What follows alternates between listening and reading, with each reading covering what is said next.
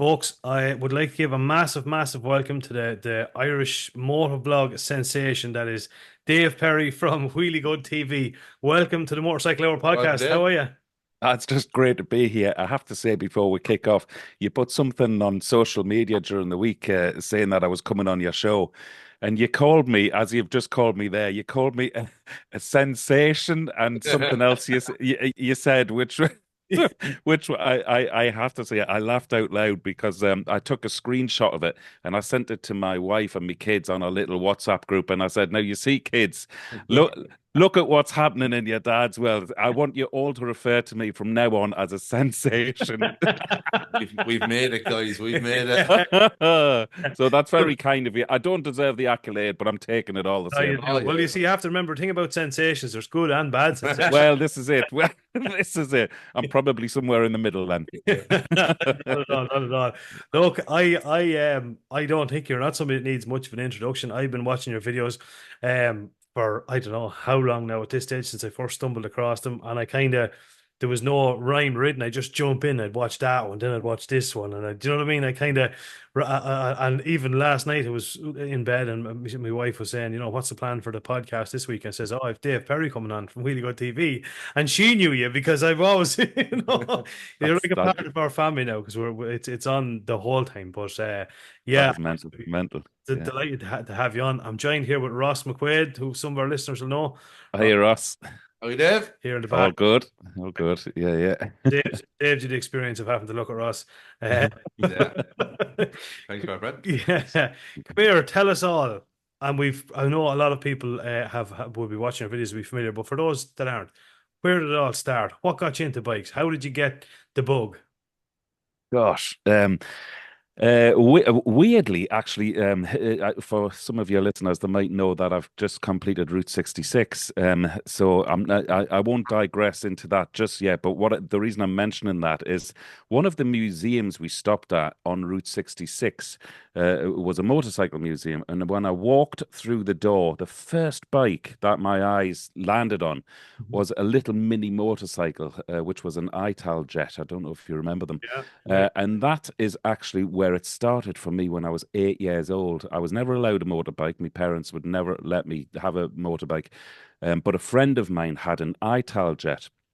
So he was going off on a dirt track one Sunday afternoon, and his dad and my dad got talking, and my dad agreed to take me down and see me friend ride this little bike. And my dad's a press photographer, so he always had his cameras with him, and he took photographs of me, which I still have to this day. And that photograph is featured in a few of my YouTube videos when I was 8 years old, sat on this Ital Jet, and that's where it started for me. But it was just so weird that a few weeks ago I walked into this museum, and I don't think I've seen an Ital Jet since I sat on one when I was 8 years old.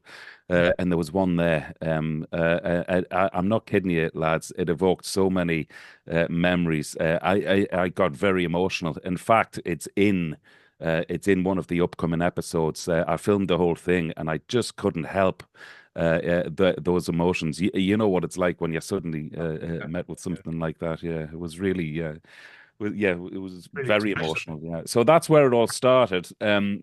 Went through my teens whilst I was living at home with the parents. And again, no way was I getting a motorbike. Left home when I was 18, I think. First thing I did my bike license, got a motorbike, which was an RGV 250. Oh, Yeah, what for a cracking bike. It was horsepower! amazing. Yeah, and talk about hindsight. I wish I still had it. They're going for about 30 grand now. I know. And Yeah, so they were if only, if they were only. the quickest 250 production bike that was ever made. It was amazing. Yeah. And then I moved from that up to a CBR 600 and crashed the thing the first day I brought it home. So that was when I was 21 then with the CBR 600, crashed that and parked motorbikes for 30 years. And it was only in COVID. I just got the urge again in COVID. I think we all did. We all needed that sense of escapism, and Yeah. it came to me in COVID, and I thought I'm getting back into bikes. That's sort of where it happened. Because of doing what I do for a living in COVID, we were making programs all the way through COVID about COVID. And we were filming this. You know, Hector, this is great speaking to somebody else in Ireland for a change, which is great because you'll know all the people I'm talking about. Yeah. So we're making this series with Hector. Yep. And Hector and the director, Evan, was sat in Hector's shed in his back garden in Galway. And I was the Roman cameraman going around the country by myself, basically filming what people were getting up to in lockdown. So I got home after one of these shoots one night, and the editor down in Dublin needed the hard drive with all the footage on. And at the time, I had what I call a Sunday bike. It was a Dragstar, a Honda. No, Yamaha Dragstar. Was it a 650? 650. Yeah. Like a Harley style thing, you know. Yep. I'd had it a couple of years sitting in the garage. I must have ridden it a dozen times, and that was about it. It was just to sort of scratch an itch when I felt like it on a Sunday afternoon. Anyway, it was a beautiful sunny day. I don't know if you remember that first lockdown. It was just sunny all the time. So I rode down to Dublin again, because we had the special permission to move camera gear around, and because we were filming and making all these documentaries. So I rode down to Dublin on the motorbike, and as you remember, there was nobody else on the road. So there I am on the open road on my Dragstar, delivering the hard drive to the editor. And at the time, I used to fly light aircraft, something called a paramotor. My wife used to hate me going flying in this thing, you know, for obvious reasons. They were, fairly dangerous, all right. So I was on the verge of sort of packing in the flying. A few of my mates had bad accidents. In fact, a couple had lost their lives. And it really was sort of weighing heavily on me. Maybe, you know, I've done well to get 11 years of flying in this thing, you know. So I was on my way back from Dublin up to Cavan, where I live, on the motorbike, and something, whether it was the wind in my face, it was a euphoric moment, you know, the light bulb moment. Something just clicked inside me, and I thought it was that moment basically which came back to me when I used to ride bikes up until I was 21. That just hit me like a bombshell, and I just thought, I absolutely love this. So on that ride back from Dublin, I decided that I was going to pack in the flying, but I was taking up the motorcycling. So you can imagine how that conversation went with my wife. So good news and bad news, I said. So yeah. But so that's where it came back to me. And then on the back of it, within the same week, I thought, why don't I chart my progress with motorbikes and set up a YouTube channel? So this was only 4 years ago. Yeah. So not the best idea to set up a YouTube channel about motorcycle journeys in lockdown. In fairness, it's not my brightest idea I've ever had, but that's where it all came from, and I took it from there. So 4 years I've been doing it. Yeah, it's a bit of a commitment. I have to say, I absolutely love it. It's ticking every box inside me, scratching every itch, and I'm so far, and pardon the pun, I'm thoroughly enjoying the journey. It's brilliant, you know. But it is a bit of a commitment, because if I don't, there have been a few times where I haven't been able, I'm saying a few times, I think half a dozen times over the last 4 years, where I haven't been able to make a video for that Saturday because I've been away on work commitments or something. And the amount of emails and messages I would be getting is like, oh my God, you know, it's not a public service broadcast, lads. You know, it's a hobby. It's a hobby, yeah. Sure, it is. It's weird. We like last week, we had one last week, but one episode. The week before we missed one episode. And remember, we're only 14 episodes deep, and we were getting messed left, right, and center. What is he's finished or what's, you know what I mean? Yeah. I was like, no, I'm hilarious. Just holidays. Yeah, it's mad. But come here, I just want to go back to that, right? There's something just dawned on me there, right? And I've said this a couple of times over the years. Isn't it? And you may agree or disagree, right? You're just after naming. We spoke briefly before we came on about another hobby that you have, which is fishing. Yeah. And do you think it's a common trait with a lot of lads that are into motorbikes? If I was three things in life you'd say that I'm passionate about, one obviously be motorbikes. Yeah. Two would be fishing. I also do a bit of hunting. And three would be flying. Oh my God. and I know. No, can I just say, he doesn't fly planes? No, I don't know. No, you don't step to Boeing if he's going for the cockpit. No, definitely not. I've done that. He goes on holiday. Yeah. I did on a plane. I did 15 hours in total when I was living out in Australia. I was what they call a cross country license over there, which you need 25 hours, but you can't fly more than, I think it was 25 nautical miles from your where you've taken off from. But getting back to that, like if you look at a lot of the road racers and Yeah. stuff, a huge amount of them in their part time fly planes. It's unbelievable. And I know exactly what you're saying here. How many of us have the same hobbies and the same Yeah, interests? I mean, I don't know if you're aware of another YouTuber called the Missenden Flyer. He's probably the biggest motorcycle YouTuber in the UK. yeah, He's got something like 270 odd thousand subscribers at this stage. A smashing fella called Andy. Him and his wife actually are both into the bikes, but he as well flies planes. So when we first started chatting 4 years ago, when I set up my YouTube channel, he contacted me to say, what's the story? He said, yeah, I've been watching you. You're only new to this YouTube blog. Why do your videos look so professional? So I told him, yeah. I, I told him what I did for a living. So then we've been friends ever since, and he's massive into the flying as well. And the more I'm going through this YouTube blog, I'm bumping into people because I love singing as well. I've been in bands all my life. So the amount of people who sing, who fly, who are into their motorbikes, it's ridiculous. Now I know it's all sort of men's hobbies, really, isn't it? But no, Yeah. yeah, But it's you know what else is very weird? When you just say men's hobbies, it's very, very few lads that are into motorbikes and football. It's very weird. Do you notice that? I noticed that a I lot. hadn't noticed it, but now you say it. Yeah, of course. Yeah, that's Yeah, so it seems true. to be Yeah. like if you're into football, a lot of the time lads won't be into bikes. I don't know. Maybe I'm just that's And the way it comes. so let me ask you, lads, then, are you into football, both of you? Couldn't No, give no, less of no, No, no. And no, I'm not either. Yeah, I'm not, not. not at all. So so obviously we're filling that football void with Yeah, motorbikes. With yeah, motorbikes, yeah. It's like Yeah, that. You have to be at something. I think you have to be at something, I certainly do anyway.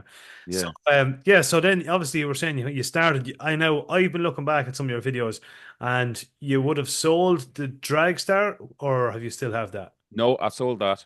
Sold. I sold that to buy my first sort of proper bike again, which was the FJR Yeah. 1300. I was looking at that. I was actually looking at that video here a while ago. You were absolutely in love with that bike. I fall in love with every bike. So I was crazy about that bike. I loved everything about it. Even when I used to draw bikes as a kid in school, funny enough, I would draw a bike which sort of resembled an FJR. So No, it's been that thing they say, the power of now and the law of attraction. I yeah, was obviously bringing this bike into my life. I firmly believe all of that stuff. So, of course, when I started looking around to see what sort of proper bike I was going to get again when I was 50 years old, it was always going to be that FGR as soon as I saw pictures of it. And that was the color I wanted as well. In fact, I got that one at Mega Bikes in Dublin. yeah. So I was absolutely delighted, but it was too much bike for me. Heavy. Really, only getting back in. It was a ton weight. It was top heavy. It needed a massive amount. I think in hindsight, retrospective, there was something wrong with the bike because it needed so much counter steering to get it out of a corner. It needed a crazy amount of counter steering to get it out. Otherwise, it just wasn't going to sit back up. So I really do. I'd love to sit on another one. I'd love to try another one, knowing what I know now about bikes. And I haven't ruled out the possibility of getting another one. Of course, Yeah. I really still am in love. But to be honest, the bike fell out of love with me. The amount of times I dropped that, just purely because of its weight. But I don't think I've ever ridden an engine like that. Yeah. That So what a stunning engine! It was like being on a turbine jet engine. I just thought it was incredible. yeah, Loved it. they're great. I've ridden them a couple of times now, and like they are a heavy bike, absolutely without a Yeah, doubt. No, yeah. but I'd say you struggle to get that lift that back up when it'll fall. Like they are. Well, when you drop it in front of a couple of sort of quite hot ladies who are staring over at you, it's funny. It's funny where you get your strength from, but you do manage to lift the bike up fairly quick and move on. So. You nearly throw it on your shoulder and walk away. Yeah, yeah. I only ever seem to drop a bike when there's some really quite attractive females watching. So, Well, I can top that. A friend of mine who will remain nameless for the sake of his dignity. We were parked up once. We were after been staying overnight in a place. We're actually down in Westport, and he got up on the bike the following morning. Like that, there was a group of Spanish kind of not tour. You know the way the Spaniards exchange students. exchange Yeah, yeah. students oh yeah, yeah. sitting on a wall across the road, and obviously, good looking girls. And he jumped up and, cock of the walk, on with the helmet, on with the gloves, did I himself, in with the key, whoom, got about 3 foot. Next thing the bike locked up and fell over. He Oh, forgot to take No. his disc lock up to. oh no. Oh gee, and Yeah, that's so easy to do. We've all done that. Yeah, yeah, yeah. Ross is pointing the finger at me. No, it wasn't I me. thought you told me that story about you. Oh no, not about yeah. no, no. Asking for a friend. Yeah, yeah, yeah, yeah. Yeah, absolutely, yeah. But it's funny how things happen. It's funny how things happen. Yeah. So you got your FJR. You started your motovlogging kind of journey. Yeah. Quickly, I would say, jumped up a notch. I think it's safe to say, like I'm just looking at it, you've nearly 2,000 views or 2 million views now. I'm looking at it up until you've probably Yeah. passed it maybe now, or you're certainly not far away from it anyway.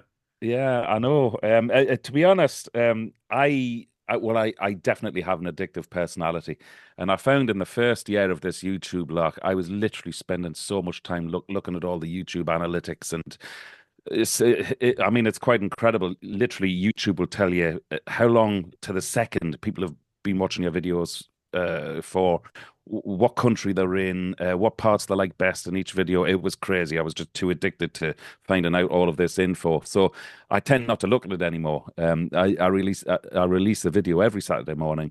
I sort of monitor it up until lunchtime and try and answer as many comments as I can, and then I have to leave it and live the rest of the weekend, and then go on and live the rest of the week. Otherwise, I would just be sat glued to the phone, monitoring everything. So yeah, and that was a very useful tip given to me by, again, Andy, the Missenden Flyer.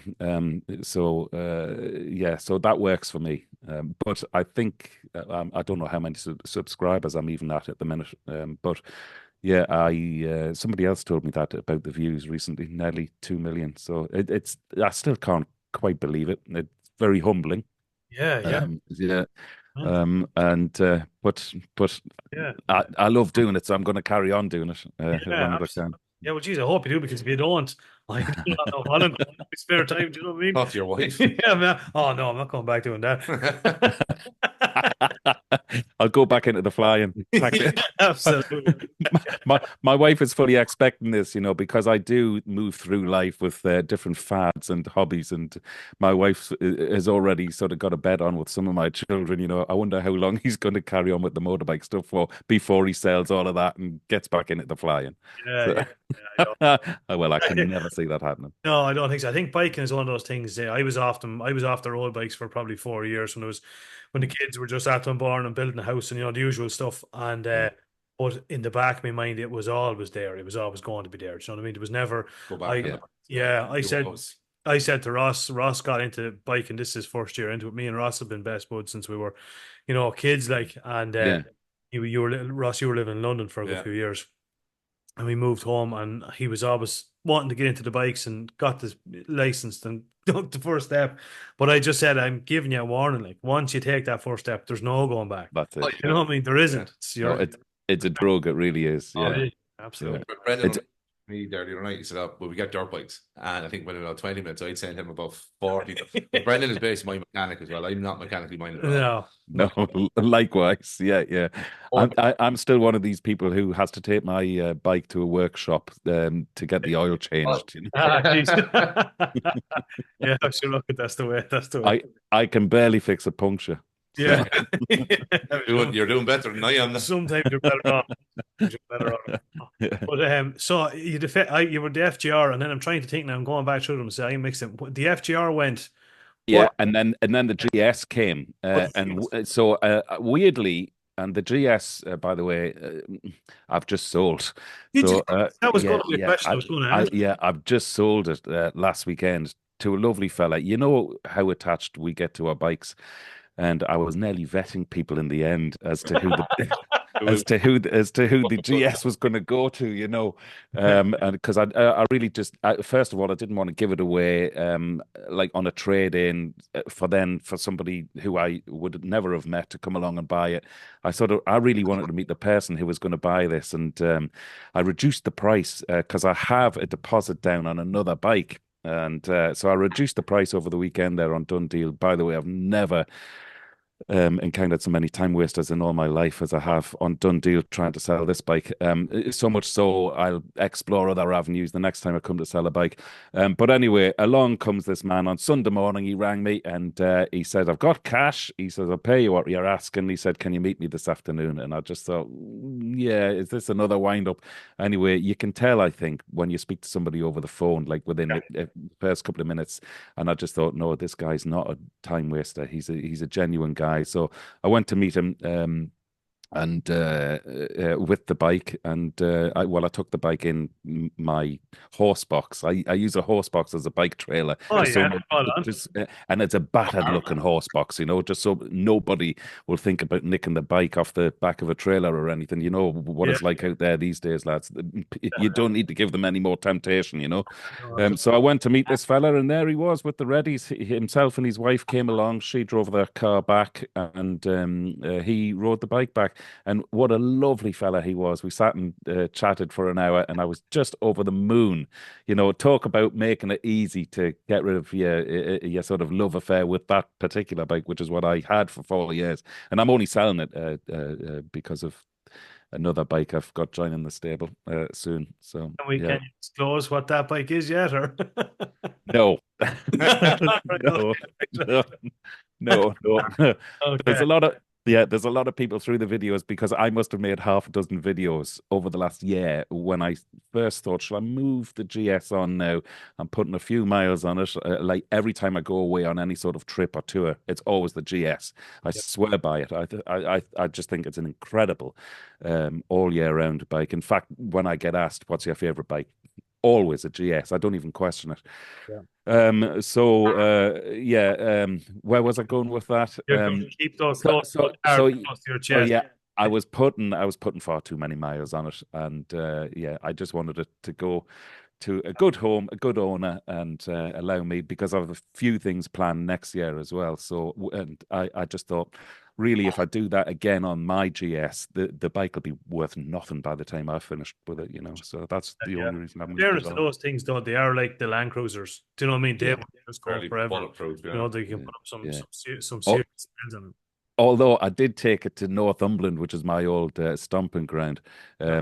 back in the beginning of this year, I think it was. Yes, it was. And we went and rode the Northumberland 250, their version of the North Coast and the Scottish 500 and all that sort of thing. And it was a most amazing route. I would recommend it to anybody. It was fantastic. I think we did it over 4 days. You could easily do it in two, but we took our time and in a pissed down, pardon my French, from Yeah. start to finish. And the bike got so wet, the throttle quadrant actually packed in because it got so much water in it.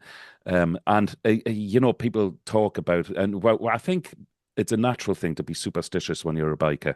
Yeah. But I'm telling you, lads, no word of a lie, the bike got me home safely. So it let me know that there was something wrong with the throttle. After half an hour, it started again. And we were out in the wilds of Wonny, really remote in Yeah. the torrential rain. But the bike started for me. It got me back to the hotel.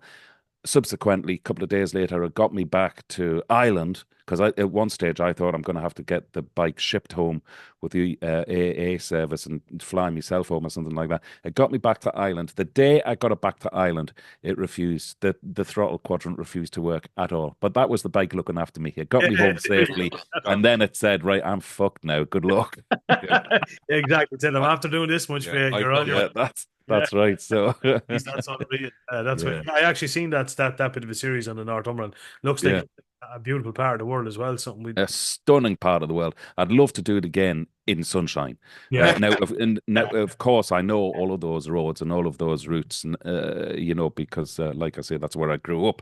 But what was the icing on the cake for me for that series of videos is that my first ever subscriber, apart from my family, to the YouTube channel, a guy called Trev who lives in Scotland, he came and did the trip with me. That's right. Oh, Yeah. It was so special, it was absolutely brilliant. Was he on And verses or something? No, was he? What was his? no, Trev is on a GSA. Oh, GSA. Yeah, Yeah, yeah. yeah, the 1250 GSA, beautiful machine. So yeah, so he's had that for a few years. But no, so we've done a couple of trips together now. I'm trying to think where the other one was. So and we're already planning another one for next year as well. Yeah, So no, yeah, we're huge friends. But you know, I should come on to this really. The YouTube thing, since I started this 4 years ago, it's changed my life. It really has changed my life for the better. I've met so many friends. You know, when you get to my age, when you're 50, you think you've met all the friends you're going to meet, and you know, and I'm content. I was content with that. So, but this has just taken things into the stratosphere. It's just been unbelievable. Like, so, yeah, I mean, even last year, I met the lads from the Jigsaw Foundation, Damien Sheridan. I think he's been on your show, Damien, yeah. He has. and all the other lads who go with that. And I met them when we were riding around Ireland last year for the first time. They're friends for life. Those boys are just incredible. And I'm in regular touch with all of them. We had an absolute blast. But again, it's motorbikes and Yeah, YouTube. yeah. And that has made all of this happen. And I constantly said this when I was riding Route 66 last month. Every day, I kept, and I think I did vocalize it in a few of the videos coming up. But if it wasn't for motorbikes, I wouldn't be having all of these incredible life experiences. Absolutely, yeah. Look at it, it's so true. We've mentioned on the podcast a couple of times. I think you would be hard pressed to find a bunch of people that are as friendly, as welcoming, as supportive, Yeah, as charitable as bikers. I think it's just something in us. Like you pull into a town anywhere in Ireland or in the UK in your on your bike here. If there's another biker there, he'll come over and say hello to you. You'll say hello to him, and Yeah, a conversation will start. It's just that's something. right. If you yeah, see some lad that's under pressure for whatever that's in us, you go and you help out any way you can. If you see a bike pulled in, more Yeah, often than not, terrible thing to say, but if I'm driving along the road and I'll see a car pulled in the side of the road with the bonnet yeah, on, but yeah. I'll see a bike pulled in and a fella looking down at it, I'll pull straight in. What's yeah. going on here? Totally, 100%. Weird, Yeah, isn't yeah. it? Just, It's fantastic etiquette. And in fact, last year I organized a ride out for when the YouTube channel hit 10,000 subscribers. And my wife came along to the ride out to take photographs and just to help out and everything. And she met so many. There was 64 bikers turned up for the ride, just up to the Mourne Mountains from Virginia, you know. And I was expecting 10. So you can imagine when 64 riders turned up, I was blown away. I really was. And my wife was there and she was chatting away. I mean, my wife can talk for Ireland anyway, but she was chatting away to all these bikers. And I thought to myself, because my wife has had pretty much zero interest in the motorcycle world that I live in, she's frightened of motorbikes. She won't get on one. And she pretty much wants to know nothing about them. And that's fine. And I would never make her get on a bike if she felt uncomfortable with that. But anyway, after that day, I thought, oh, wow, I can see my wife getting on the bike now. So, and she said to me that night, she said, I can't believe how lovely everybody is. She said, what an incredible bunch of people these motorcyclists are. She honestly thought that stereotypical biker was a hairy-arsed hippie on Route 66, smoking weed or something. yeah, absolutely. Now, Yeah, now, I know a few of those boys too, but we all know a few of those. But yeah, exactly. There's always going to be a few of those. Yeah. Yeah, it's gas, boys. It is. It's peculiar. It's mad the way it works out, and it's as I say, it's something I'm very proud to be part of. I always enjoy, likewise. Yeah. where I'm part of the community, I suppose, But Yeah. so yeah, you got now. There's a couple of videos I do want to talk about in particular, but one thing I think you still have it. I hope you still have it, and I'm putting it out there. I want first pick on it if it's ever been sold. That's your VFR. We still have the VFR. Sold it. You did Ah! not, did you? Yeah, yeah. Oh, Lads, it's unreal this. Right, okay. So this is, I wouldn't say it's an excuse, but it's a reality, this, okay? So because of the YouTube thing, and because of being here in Ireland, I don't get bike manufacturers delivering bikes to me to keep for a month. It just doesn't happen because there are no manufacturers in Ireland. So my counterparts in England, they're getting bikes dropped off every other week, and they can keep them for a month from all the manufacturers. So I have to buy my bikes. yes. And that's pretty much where I'm at. Mega Bikes very kindly let me take whatever they have in, I can take out, but I'm aware that I'm making a review on a bike that they want to sell. Now, one thing I pride myself on with the channel is that I'm always 100% transparent. And there have been a few bikes I've taken out from Mega Bikes which just I've thought were absolutely awful. And I've said it, and I can tell by the look on their faces when I go in the following week. Hey, what did you think of the video, lads? And it's just they start picking the phones up. We're busy today. Yeah, I You know. know, so of course I'm going to run out of favors with mega bikes if I'm telling the truth about bikes I like and bikes I don't. Yeah. Now, actually saying that, the last bike I rode from Mega Bikes was the Moto Guzzi Stelvio. That was seriously one of the best bikes I've ever ridden. I was blown away with that bike. Incredible. So sorry, where were we going? Oh yeah, the VFR, the Yeah. VFR. So Yeah. a fella came along with the right money at the right time. I was what was I changing? I was flipping a couple of bikes, I think, at the time. Was that when I got the Oh, yeah. street triple in? Yeah. I think it was when I was getting the street triple, the 765 RS. Anyway, for whatever reason, the VFR had done its thing. I bought that as a project bike to make a series of videos about me doing it up, Yeah. about me bringing it back to its former glory. And I made those videos. And well, again, I will be truthful because, like I say, that's what I pride myself on. I didn't like riding it. Did you not? Um, no, I didn't enjoy it. It wasn't for me. And there was serious amount of buffeting. I tried 3 or 4 different screens at this stage. Amazing bike, and the right person will, of course, there's a bike for everybody out there. It just didn't fit me for whatever reason. I'm 5'8", I have a 30-inch inseam. It just didn't fit me. And I found the wrists were hurting at the end of every ride, and I fell out of love actually with the bike, riding it to look at. I still to this day think it's one of the best looking bikes I've ever seen. I just thought it was incredible to look at. But that's all I ever did. I sat in me man shed, me man cave, looking at it, and I preferred to look at it than ride it. Like if I had a choice, I'm very fortunate. I do have a choice of which bike I'm going to ride out when I want to go for a spin, and it was never that one. And I was just Was true to myself. it I was thought it your, yeah, somebody it else needs was to love it. the paint color, like the paint job that was done. Remember, Stunning. was absolutely stunning. And I've never been a VFR. I was never really a fan of them. And I looked Yeah, at that video of yours and some of the helmet footage you got of it, just when you were sitting on it and yeah, it actually looked comfy. It just looked class. And I just said, yeah, I can give yeah. one.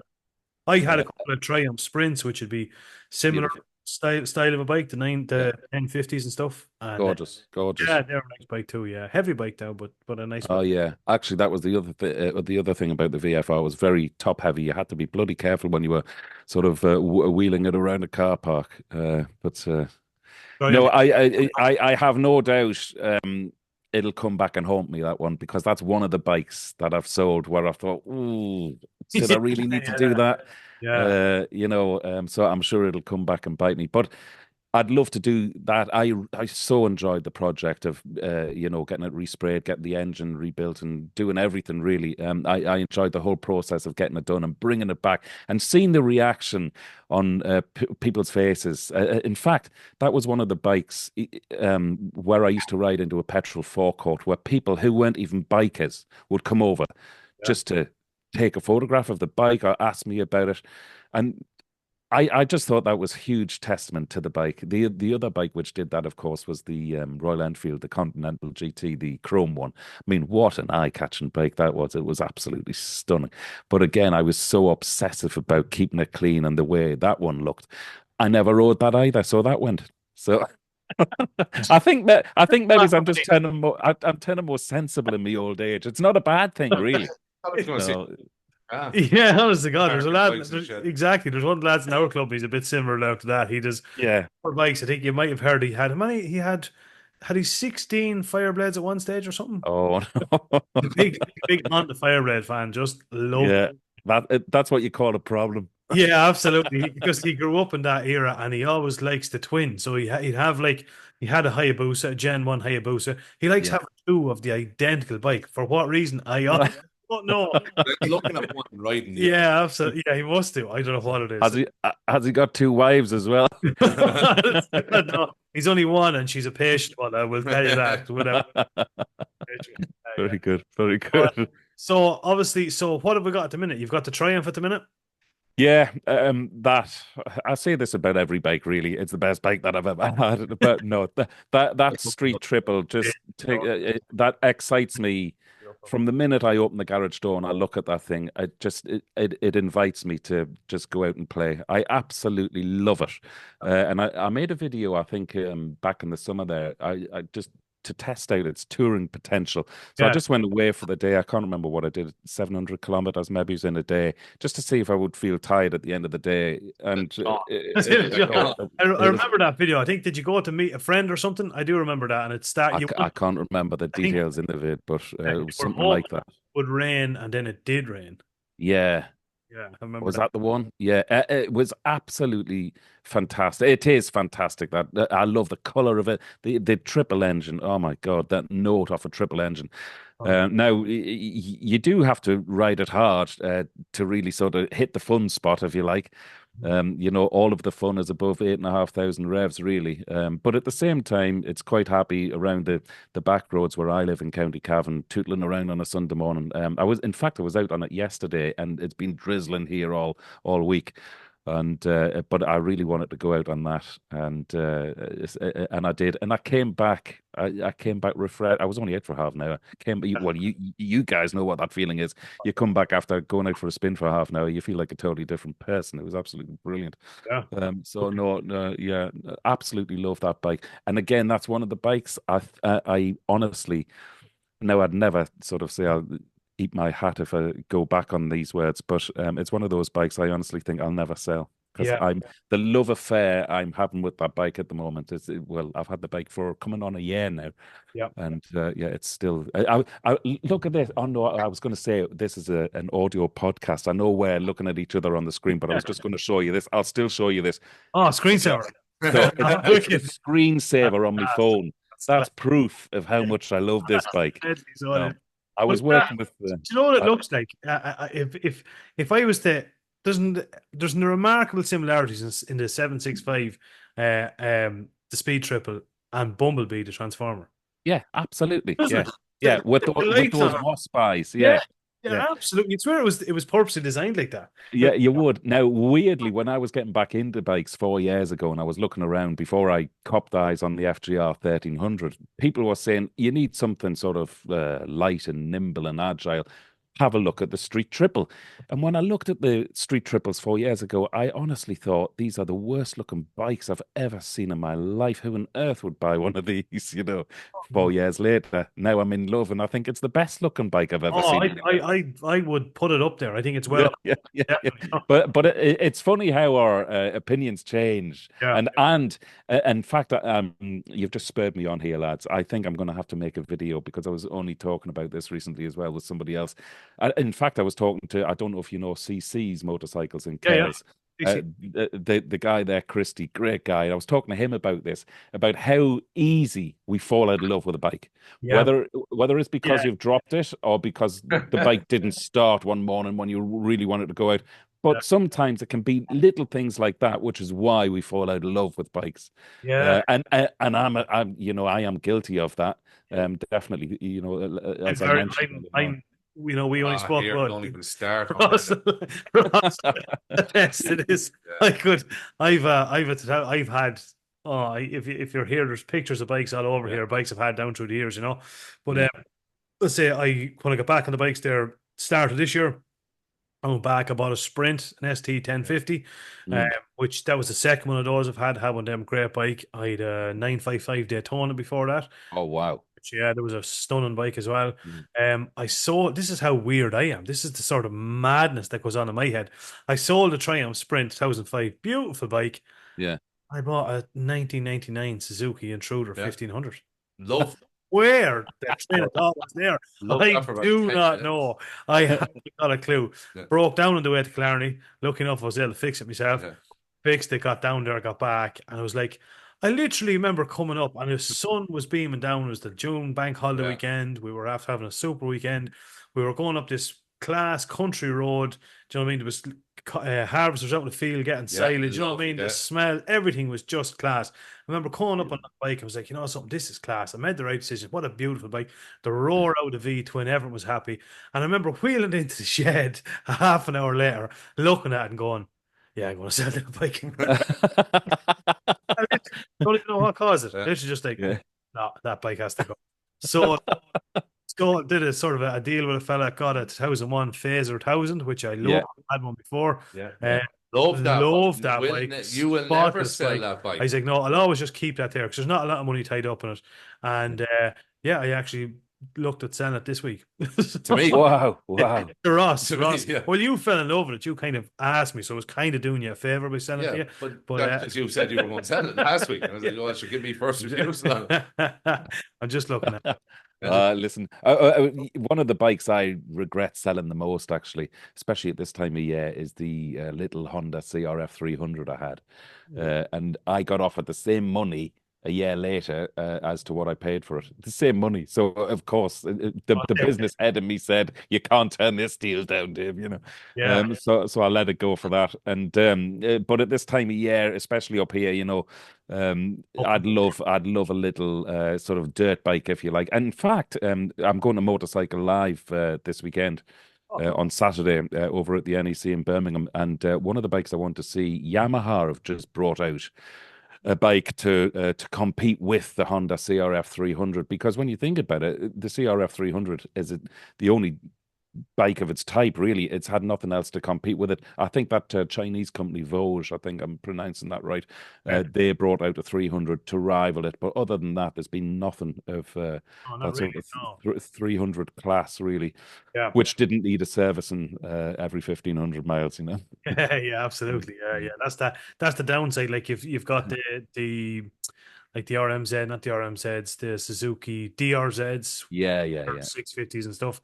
You've They got need quite a bit of looking after. they do. You've got the KTM 300 two-stroke, which is Yeah, vicious Yeah. and yeah, very, very high maintenance bike. But yeah, the yeah. CRF is like it's like a tractor. Just Yeah, goes. yeah, yeah. That's I right. actually, the other bike I want to see this weekend is BMW have just I don't know if they've announced it.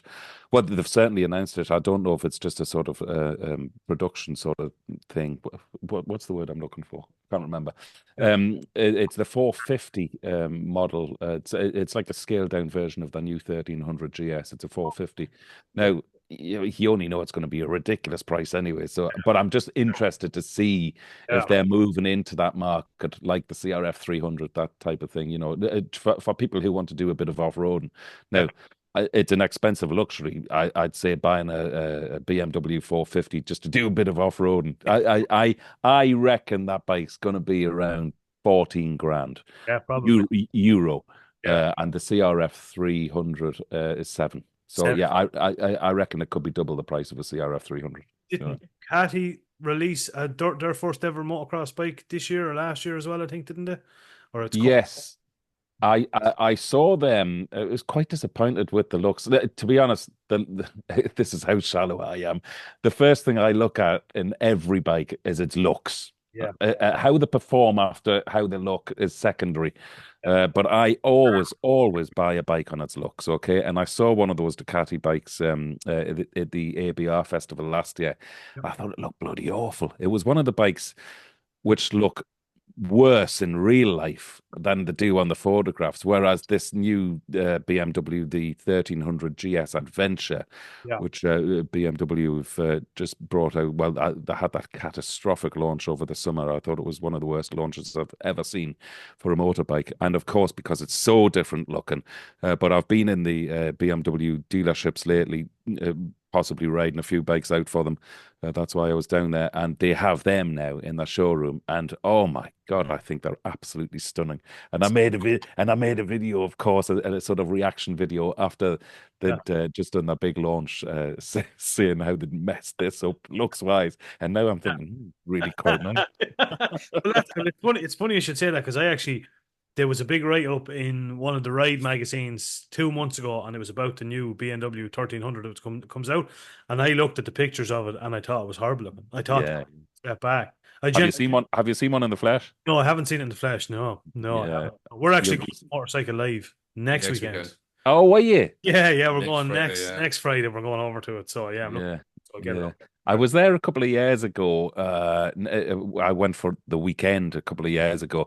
You don't really need a weekend. I think a good long day you can do it. I'm going out on the first flight and coming back on the last flight on Saturday. So, but that'll be long enough, you know. And there's a few bikes I want to see. I might even leave the cameras at home and not bother making a video. I might just go and soak it up, Yeah, you know. I was just going to say that. I'm glad you brought that up because that was a question I did want to get. Do you find that sometimes when you're going out riding to make a video, that sometimes that takes some of the fun out of it because you're trying to remember everything, or is it part of the enjoyment? The honest answer is yes. So there's a couple of things I've done to sort of get over this. I'll always try and have at least a month's worth of videos on the shelf, Mhm. unless it's something quite topical at the time, which I want to talk about. But if I'm not in the mood to make a video, there is nothing worse when I know I've got nothing for next Saturday to bring to YouTube. There's nothing worse than actually having to come up with something if I'm not in the mood and dragging myself out if it's raining and I have to feel it. I have to be in the mood, and I've got to sort of have that artistic flow for want of sound, trying to pick a different phrase without sounding like a complete and utter twat. But no, I do have to be in the mood. Like anything, you know, you're only going to do whatever you're doing best if you're in the mood to do it. And Yeah, it's the same when you're making a video on a motorcycle. So, and the thing I really don't want this to feel, because I love doing it so much, I really don't want it to turn into what I would call a job. I don't want to feel like I'm going to work when I go out to ride a motorcycle and make a video. yeah, For me, it's the purest form of escapism I've ever known. It's a passion, it's a hobby, it's something I love doing. And I think the moment it stops being those things, I would be in huge danger of maybe packing it all in. So I don't even want to encroach into that area. But yes, and I'm very aware of it. So it's a very good question to ask because I'm very aware of it, yeah. and that's why I'll always try and keep those demons at bay, really.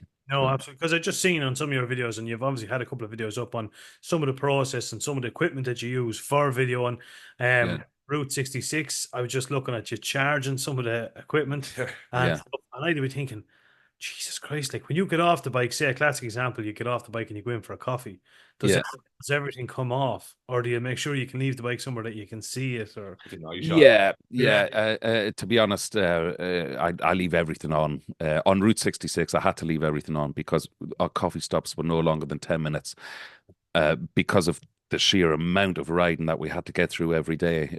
So coffee stops were plentiful. And I'd say every hour and a half we were stopping. We had to because we were losing so much fluid just through the heat.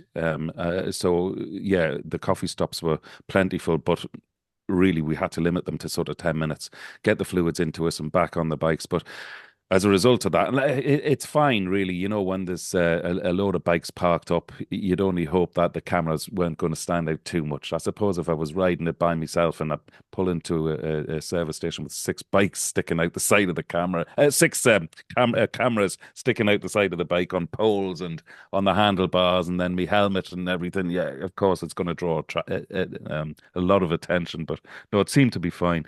But one thing I hadn't banked for was the amount of filming that I had to do. I didn't realize we were going to be stopping at tourist attractions so many times on Route 66. So, of course, all of these need filming.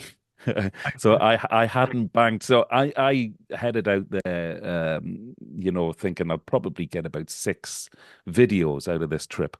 And at the minute, it's already looking like I'm going to get at least 10, possibly 12. So I've sort of got double the amount of footage, which obviously is going to make double the amount of videos. yeah. But yeah, it was hard work that trip. Now, not from riding. That was the pleasure side of things. But in terms of literally filming everything, I was up at 5:45 every morning. I'm starting the beginning of every video with a little piece to camera, talking about where we're going, the journey ahead of us that day, looking at the map, and then I would get all of that done in my hotel room. Then go down for breakfast, then head out to the bike, get all the cameras wired up again on the bike. And then that's after all of the charging that I'd been doing the night before of every battery, double checking, triple checking that I've got all the spares, and then transferring all of the footage every night as well. So I wasn't really getting to bed until at least 11 o'clock every night after doing all of the work with the camera stuff as well. So, uh, Then I imagine a lot of the work then only starts then again when you get back and you're editing and you're trying. well, this is it. So, a few people on the trip who sort of didn't understand the video production side of things, and why would they? I mean, that's my gig, not theirs.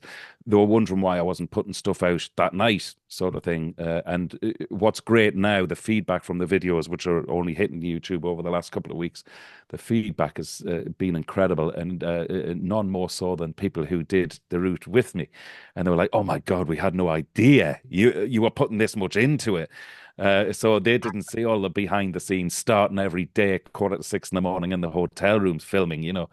So they didn't see what was going into it. And of course, because it's very much a solitary thing, isn't it, when you're riding a motorcycle, they didn't know that literally I was yapping away all day long and talking about where we were going, what we'd just been to see, what emotions I was feeling at the time. There were a few points on that trip. Yeah, definitely got very emotional. Whatever motorcycling does to you when you're riding past something which just triggers a memory from your childhood. There was a few moments like that. I always knew Route 66 would throw up a few little curveballs for me.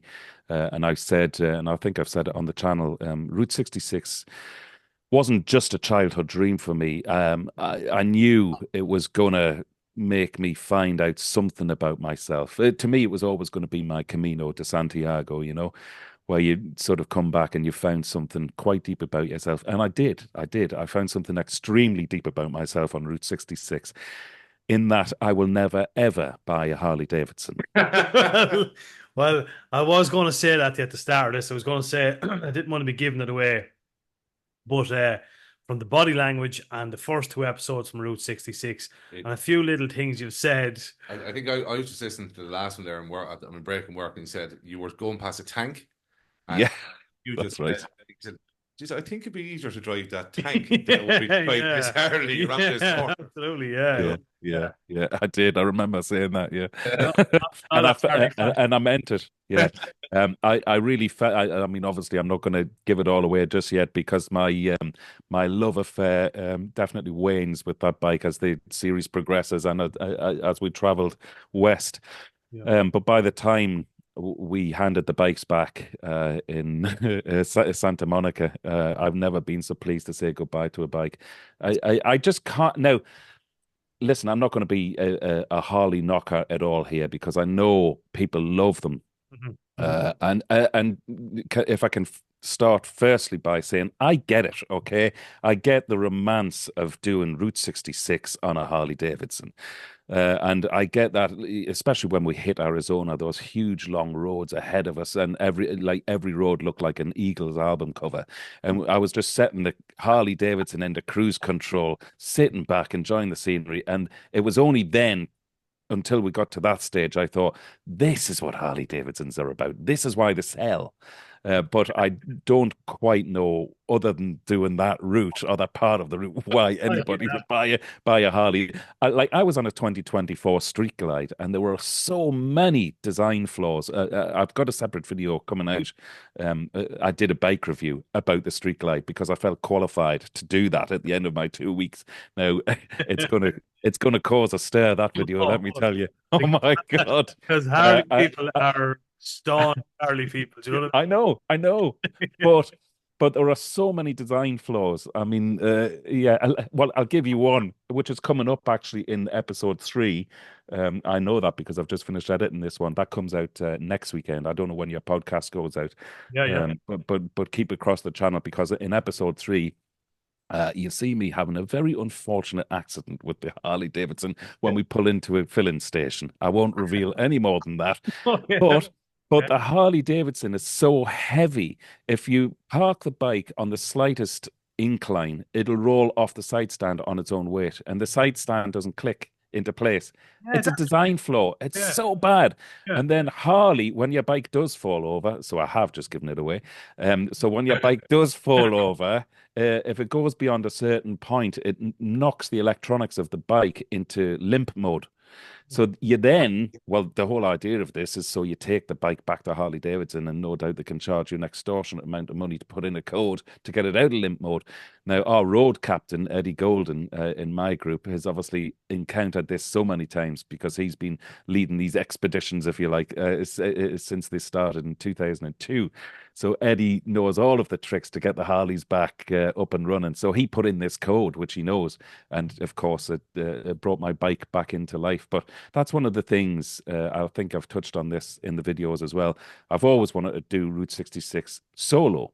So when I was first asked to go along and do this with a group of 60 other riders, my first reaction was, yeah, I'd love to do Route 66, but I want to do it by myself. And after experiencing what we experienced and knowing what I know now about what can sort of, what every day can throw up in front of you along Route 66, it was the best decision I'd ever made to do it with a group, because you cannot buy knowledge and experience, you know. And I would have come a cropper so many times if I'd done that trip by myself.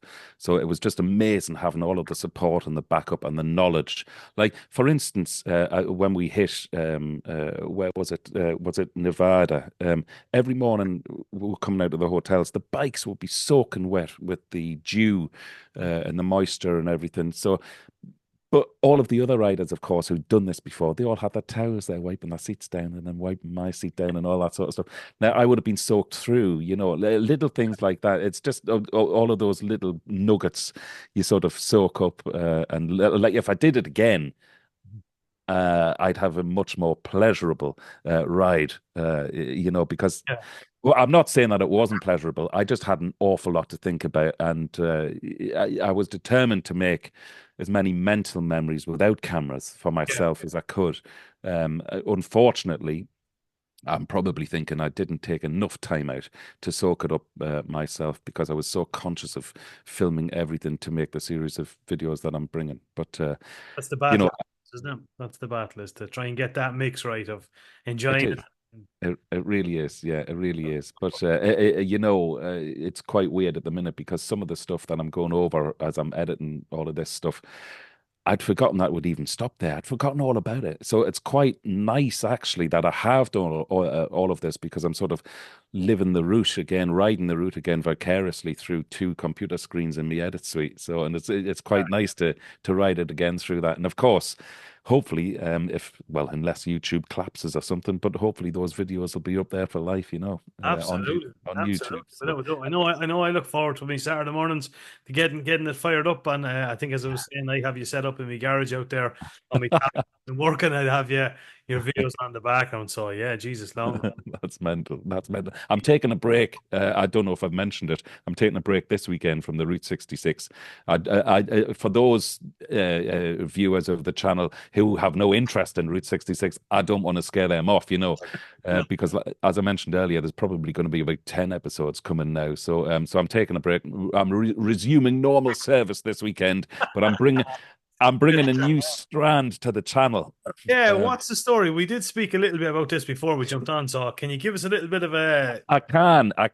Like, I think this is a genius idea, right? And I'll tell you why. I'll tell you why. I'll tell you why. Every So, bad idea normally starts with somebody saying, "I've got a great idea, lads." but this really is a stroke of genius on my part, and because of this, okay. So essentially, it's a bike review, okay. But get this. So this is where the genius part of it comes in. So I'm getting other riders to review their bikes.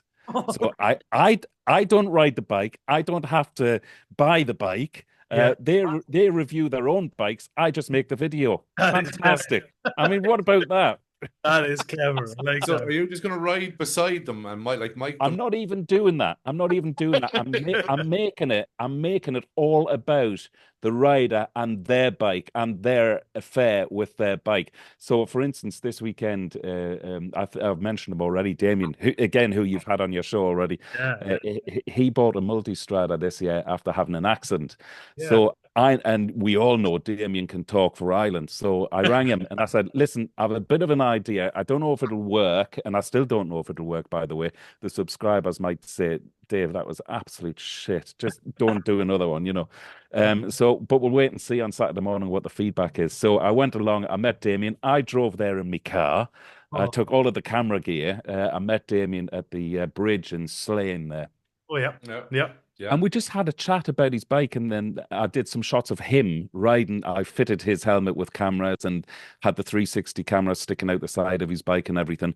And I sent him off just by himself without me riding at all. It's all about him doing the riding, all about him doing the chatting about his bike. And then I got him to rate his bike out of 10 as well. And I'm not going to tell you what he rated it. You'll have to watch the video. No, But I think I could, and now obviously all of these people have to be well cast. But I have a few other victims yeah, okay. in line and who've already agreed to do it. Oh, So I really can't wait to hear the feedback of this. Now, there's a few reasons I'm doing this. One, I touched on before because I just can't get my hands on enough bikes to review, I know, of really. course. Yeah, sure. Number two, I haven't got the time.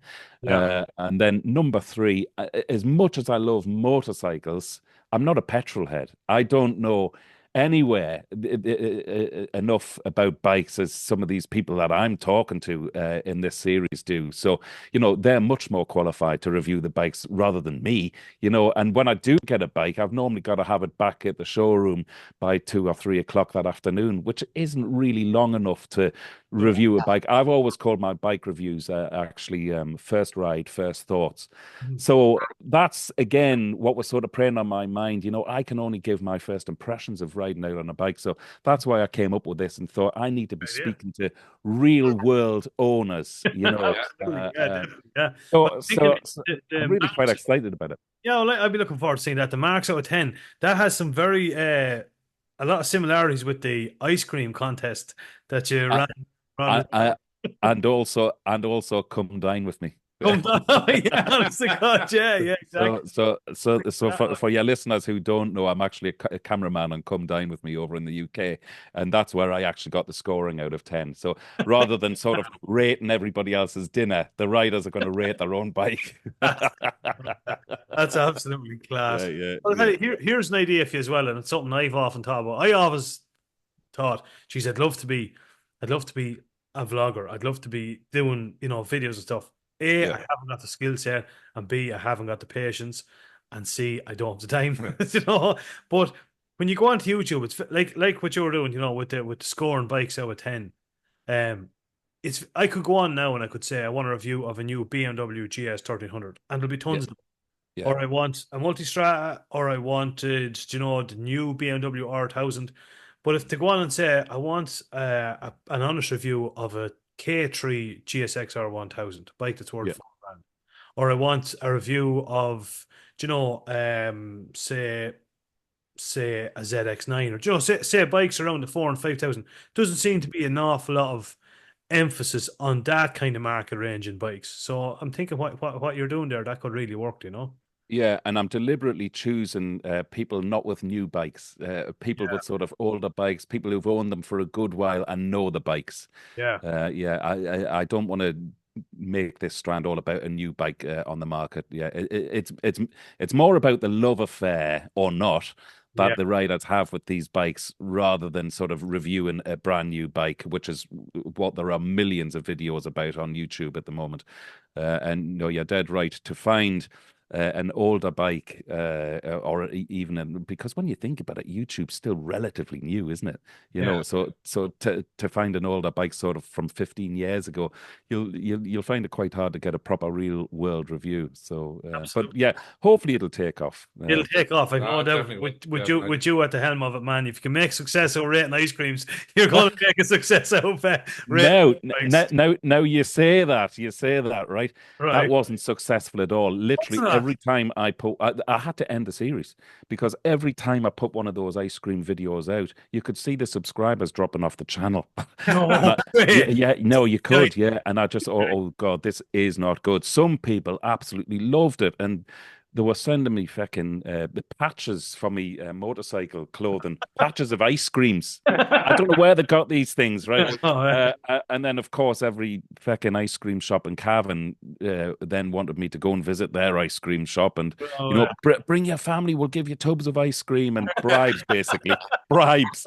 yeah. Yeah, yeah, yeah. So those people love the videos, yeah, but the sort of the bikers, if you like, the real proper bikers, they're not really into seeing me going around County Cavan eating ice cream, then rating it out of 10. I just So, look at two great things in life: motorbikes and 99s, man. What is there like? That's you're brilliant. dead, you're dead right. Uh, So I think I did, was it 6 episodes of that? And I thought, no, I have to drop this quick before my channel is cancelled. yeah, absolutely. 0 subscribers and diabetes. 4 years of work down the tube because of a 99. Yeah, absolutely. Oh, that's wicked. That's wicked. Well, listen, before I let you go, before I wrap it up, plans for the future. Now, I know you've given us you've got obviously this new segment coming up, which rating people's bikes out of 10 and stuff. That's class. And obviously, we're going to see plenty of Route 66. What else have you anything else in the back burner? Any plans, trips, stuff you're hoping to do? Well, trips is the key word there, actually. Since I did Route 66, I've really got the travel bug. I really have. I've already mentioned next year, Trev and myself are planning we normally do a trip away every spring. Trev being the first subscriber, that chap I was mentioning earlier. So yeah, we're planning a little trip. I'd love it if my wife would get on board Oh, wow. a bike. So I'm sort of treading carefully with that, but I am putting little feelers out there, and as I say, I have the new bike coming, which will be very well suited to my wife being on the back, and it will be absolute luxury for her. But I really, I want to do a few more trips. The Route 66 viewing figures have just gone meteoric. So I think it would be really good for the channel. One thing people say to me, what's behind the success of your YouTube channel? That stereotypical thing. Just be yourself, be normal. But I think the viewers can spot when a YouTuber or a vlogger is comfortable at what they're doing and when they're in the happy place. So earlier on, when I started the channel, for whatever reason, I must have come over like I was trying to pretend I knew more about motorbikes than I actually did, and so it was a slow start. People can spot that. People can spot that, So now that I've settled into the YouTube thing, now that I sort of feel it like I found my niche, I'm just very happy at where I'm at with the channel now. So, but one of the things I'd love to bring more of is a lot more touring, lots more trips away. Of course, that all takes time and money. But that's definitely on the agenda. I'm looking at 3 trips already for next year. And if I can split them up into a few videos each, then it should bring a lot of colour to the channel over 2025. So Well, I think that's definitely look at that. Even like someone my favorite ones you've put up is the one when you done all like the trips around Connemara and stuff, and then you done Ireland's mountain yeah, pass stuff. yes, They were some yes, of the yeah, ones that I personally would have yeah, enjoyed more. So, seeing the scenery and stopping yeah. off in the little cafes and seeing people That's right. go about their daily, grind. Yeah, And you're yeah, yeah. just I don't know, for me anyhow, that's certainly one I definitely enjoyed. Well, it's weird you should say that because I am revisiting a few mountain passes again. Well, not the same ones. I'm going to do some different ones. I'm actually researching them at the minute. I sort of love it at this time of year because I get to sort of shut down and research videos that I'm going to make for next year, and mountain passes are definitely up there. They were massive. Again, the key word you used was scenery there because a large percentage of the followers on the YouTube channel are Americans. Oh, wow. Yeah, so Yeah, and they love anything Irish. So when they tune in, they're not tuning in for me. They're tuning in for the scenery. I know they are. They just love sort of feeling as though they're riding around Ireland on a motorcycle. The Connemara ones, and then the other one I did, which was on Achill Island. I think. Oh, yeah. Yeah.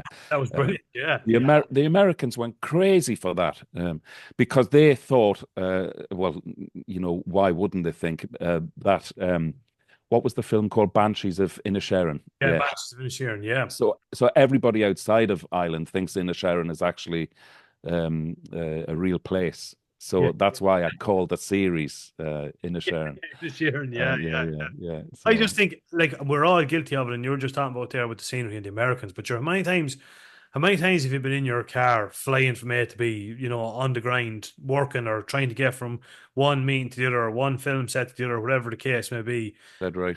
and oblivious to the scenery. And sometimes you're on a motorbike and you come around a bend and you'd look at the scenery. We saw it definitely when we went through like Moll's Gap Yeah. and we spoke and we just said, something I get.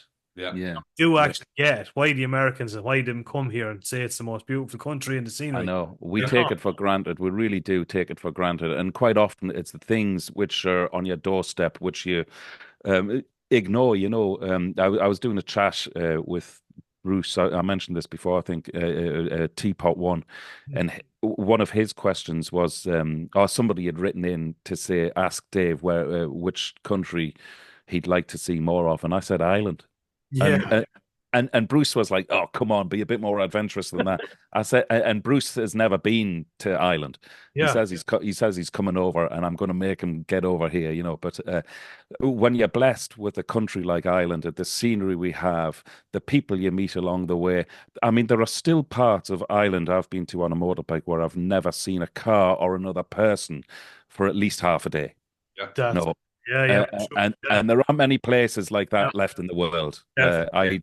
Anybody who watches the YouTube channel will know how passionate I am about Ireland for so many reasons. In fact, I tell everybody my blood runs green now. I'm so patriotic about Ireland. I love Ireland, Yeah, yeah, yeah. and That's yeah, and this is from a lad that's living in Cavan, like. Yeah. yeah, exactly, exactly. I'm gonna have to throw that one in there. No, that's wicked. No, but I do. I get exactly what you're saying. It is we are blessed. Even weather aside, like Yeah, the weather is the weather, and like Ireland can be more beautiful on a wet, windy autumn you're day. dead right. And You're dead right. the Yeah. leaves and stuff this time of year. We are blessed. Like it is a beautiful, beautiful country. It's just Only 2 years ago. Oh, actually, this was one of the other trips I did with Trev, the subscriber.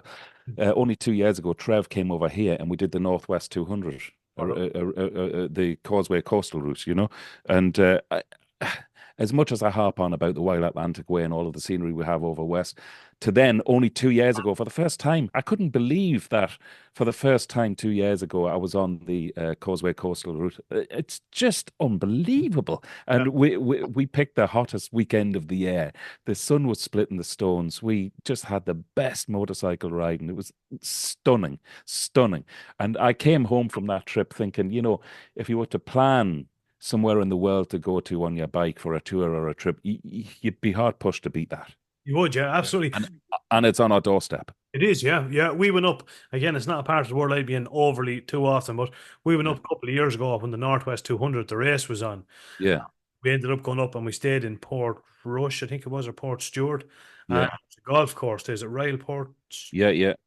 We Port just, Rush, I think. Yeah. yeah, we just walked all along there, and there's the big castle that projects out onto the water. And Yes. just because we actually, myself and one of the lads, we were sleeping in the car, and so we were up, and we were literally underneath the grandstand for the Northwest 200 having a coffee, literally just watching the sun coming up. And I just said, Unreal.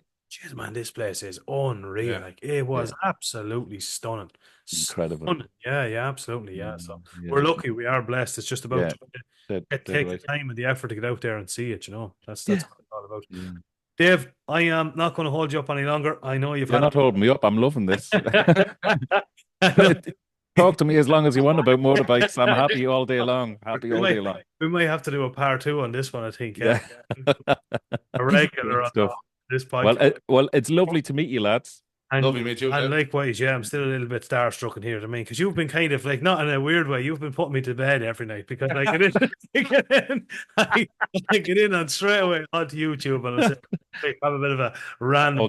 Okay, I'm getting very worried now. I'm going. Bye. You're not stuck in the room with him now at the moment. You're a soothing place. Absolutely. No, listen, thanks a million for coming on. Keep up, Delighted. keep doing what you're doing, man. It's absolutely brilliant. And yeah, I'm delighted to have had you on the Motorcycle Hour podcast. Well, maybe I could come along and do a piece with you two boys about your bikes and get you to rate them out of 10.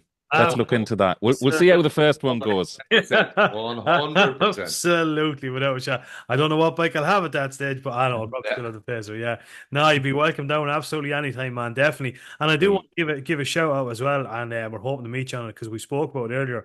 The Grand Tour 25 with Damien. That's kind of getting fairly well booked up now at the minute.